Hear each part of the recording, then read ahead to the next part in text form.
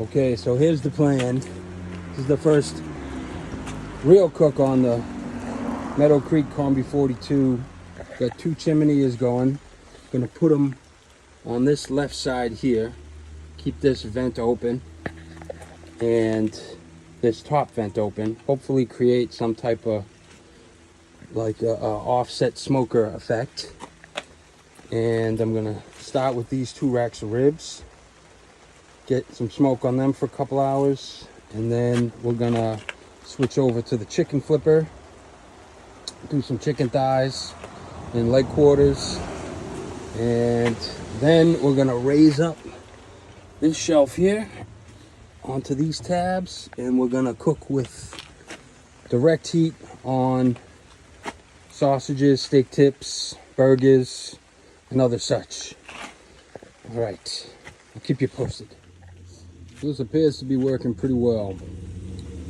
I have started, I put a couple of chimneys on the left side, put those bottom vents open, closed all the other vents except for the top right vent.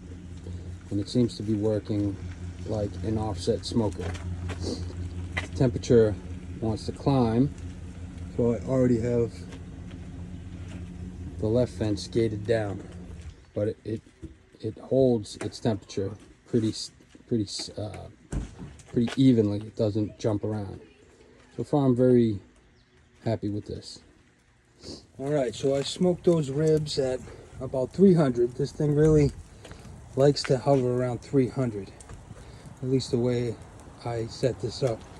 And we still have plenty of fuel. We used 2 16-pound bags of Kingsford, and so we smoked those ribs for 2 hours, and I got plenty of fuel left here to cook this chicken. So now I got the chicken flipper set up, and I'm gonna start loading up chicken thighs. So now I got the chicken flipper going, and I have to say, works as advertised. There is a very satisfying feeling turning this grate over. Very happy with this so far.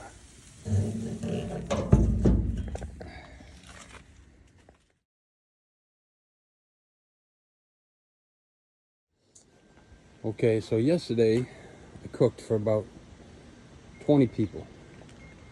And it went really well. It was my first time cooking, actually, several things on this, and I was happy to put it through its paces and just kind of see how it's going to work. I figured a few things out, a few things I'll do differently next time. Just videoing this so you can see all the different parts that come with this one unit. And so just hose it all out. Gets dirty, as you can imagine. But so this is the way that I think, well, this is the way I hoped it would work. So I have that big drawer here, and that goes in the bottom. And with that, you smoke or use the chicken flipper when you have the coals down there. Now the challenge was getting 500-degree tray of coals, which sat inside that drawer, getting it up from the bottom.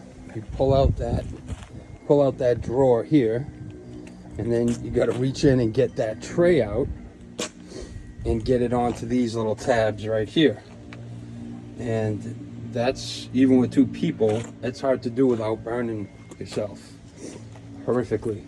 So I need to come up with something, a better way to do that. And one of the things I've thought of is I can light my coals in the bottom tray, and then when I want to use the grill and bring the heat up closer to the top, for grilling after I've already smoked and cooked the chicken, I can shovel out the coals from the bottom tray and put them on that removable tray here. So I might try that. I might come up with some type of system of chains, drill a couple holes in the corners so it doesn't teeter, and be able to lift it that way. But I just feel like I'm asking for a problem at some point.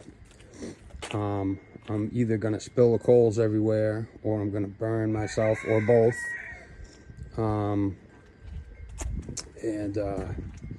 Yeah, so that's something I gotta work out. But overall, I was very happy. The chicken flipper is unbelievable. I can't wait to do more with that. One of the things that I did realize, though, is folks around here, the Boston area, are not always too fond of bone-in chicken. I guess they like to eat with a fork and knife or something. They don't know what they're missing, but you know, that's something I have to keep in mind. So I gotta check and see how boneless chicken breasts and thighs come out on this, because I think a lot of people are gonna want that instead of the bone-in. So but yeah, I'll keep putting out videos as I use this, so people who are thinking of buying this can have just a little more resource about what they're getting. Like I say, you look at all of this, it all does fit inside the unit, and it all stores away nice, but it's a lot. I mean, everything's heavy. You need to have, you have a slight grade with this thing, it's going to roll away. The rolling chassis is a $500 option. The pull-out drawer is a $500 option. The second tier grate is a $350 option. And the piece of metal in here, I think, was about 70 bucks. But delivery from Pennsylvania to my house, like right to my back door, was only about 300 bucks. And that brought the total price up to about 4,500 for everything you see here. As a smoker, the way those ribs came out, very happy. I cooked them at 300 for 2 hours, and then, you know, I would rather have cooked them a little cooler, but I got them in the oven and finished them in the oven. So that allowed me to keep cooking the other stuff. But that's the way it's gonna go. So if I'm doing an event or something, I do the ribs first, pull those off, wrap them, and either cook them completely on here and just wrap them. The chicken cooked in 30 minutes, not even 25 minutes. These huge leg quarters were cooked all the way through, and they came out perfect. It only took 25 minutes. And then I was ready to cook everything else. I have to work on getting the coals, all the unused coals, from the bottom of this thing to the top in a more safe, practical manner. And I think a shovel is probably the easiest way. I can pull it right out here, take a shovel and just scoop it right in on top there. And that's what I'm going to try next time. And I know this video is not too exciting to watch I'm just showing you the same parts over and over again, but trust me, you don't need to see my face. You're not missing anything there.